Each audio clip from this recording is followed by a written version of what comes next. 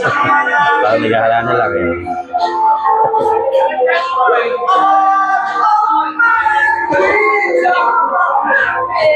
Ayan o.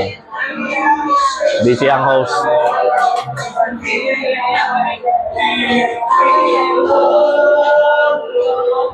Yan si Ken Ken. Sa ating lagali basketballan.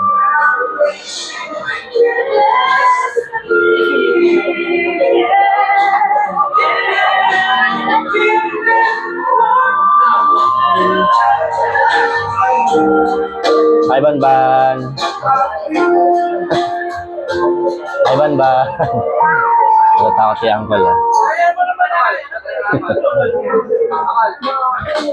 Ayan, ni Banban kay Uncle. Natatakot. Hindi kilala eh.